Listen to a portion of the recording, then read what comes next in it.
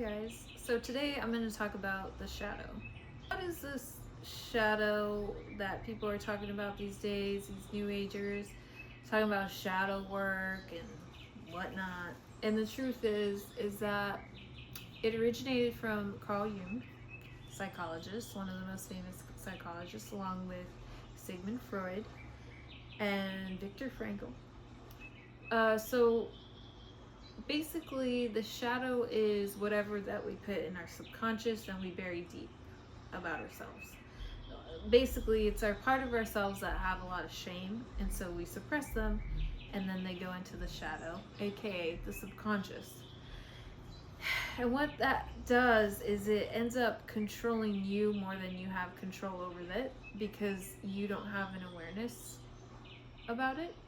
So all of a sudden you find yourself being triggered by things, or you get hot-headed, or jealous, or angry, and it just comes up, but you actually don't know why. And so then those emotions tend to overtake you and motivate your next actions.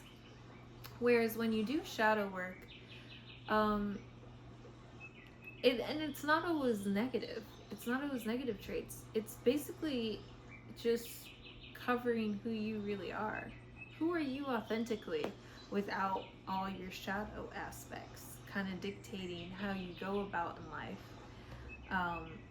Because that's really what happens. We hold our fears and our shame in our subconscious, and that kind of dictates our reactions to things and how we go about everyday life, what we choose to actually pursue or not. And it's basically our fear, and our fear controls us. It holds us back in life. So it's very important that we find out what our shadow aspects are, or at least go on a journey with them to find as much awareness as you can about them, because you become more and more authentically you the more that you uncover. For instance, say you have a dream to do something, but you don't do it because when you're little you were shamed about wanting to do it, so you kind of just forget it and you become the total opposite. And as you do your shadow work, you realize that it's that shame, and so then you want to integrate or heal that shame that you felt then, to move past it, and now you could walk more aligned with your true destiny, for instance. So a lot of times too, it's just about the aspects of ourselves that we were embarrassed or shamed about, so we had to hide them in order to be more accepted in our social circle. So a really good way to do shadow work is through journaling. And they say it's a very spiritual practice, pen to paper, not typing, because it's been a practice since ancient times, and there's something connected to the soul when you write something on paper. That's what they believe.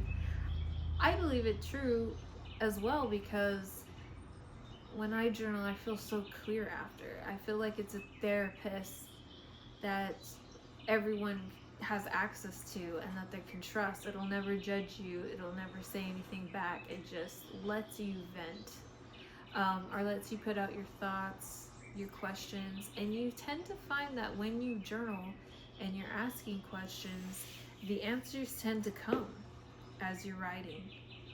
It's very interesting in that way.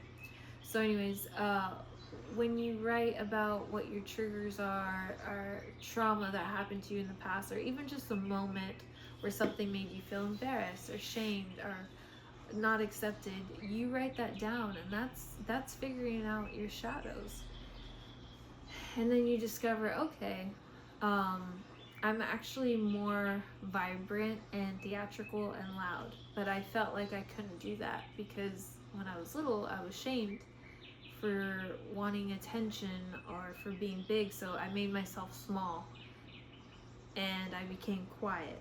And now as an adult, I get angry and annoyed every time I see someone living their best lives, loud and proud, and being theatrical and dancing and singing everywhere. Well, if we could unlock that, become aware of it, and then do the exercises to heal that shame and that trauma from those moments when people made you feel like you had to be small and hide yourself, then as an adult right now and beyond, you're going to find yourself being more authentic, being more of your true self. And that's why shadow work is very important. And people get freaked out and they think, oh, shadow, it must be some witchy dark stuff. But no, it just means that you're uncovering and healing or integrating those suppressed part of yourself, parts of yourself that you've had to suppress in one way or the other, and you're bringing it back so that you can be really fully you, because that's one of the most important gifts in our lifetime, is to be who we are 100% without all the crap in our subconscious holding us back, and being who we're not, really, just to fit in. And when we feel our 100% selves and we get to live comfortably in that, it's the best feeling in the world. It's absolute freedom. So, I mean, I'm trying to get there too. And one of the best and fastest ways to get there is by seeking discomfort, putting yourself in situations you wouldn't ordinarily do or participate in. Not to say dangerous things. You don't go and swim with the sharks without a cage because you're seeking discomfort. No, I mean, within reason and responsibility. These are like more the things that your shadow suppressed or keeps you from doing because you have pride or you care about what people think or if they'll judge you. So that's what I'm really getting at, is those things. So the more we seek, or not just that, but just things that kind of make you feel nervous or scared, but that they're positive. If you have really big fear of stage fright, then you would make yourself go on stage and speak or sing or whatever so that you could strengthen that bravery muscle, basically. Because every time that you do something out of your comfort zone, that scares you or makes you nervous, it is making that bravery muscle stronger and stronger. And the more that you do it, the more confident that you become, just overall. And the more authentic you become as well. And you grow so much. I mean, there's so many benefits. And you might actually start to align with the path that you're truly meant for by doing this as well. Because the more you become authentic, the closer you just become to your destiny, meeting the people that you're supposed to, being in the environment that you're supposed to be in, living your purpose that you're supposed to. So it is very important that we, dive deep into ourselves, doing the work, finding our shadows, making peace with them, hugging them, giving love and light to them, and seeking discomfort, being brave. Those are the most powerful things you can do in life, and also clearing your karma, so that's pretty much what I wanted to say in this episode.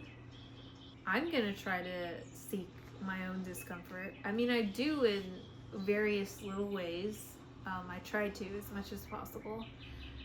When I remember those examples, I will share, but as far as right now, if this episode is uploaded on YouTube, that is like the biggest way that I'm seeking discomfort, and I'm finally being brave and putting myself out there.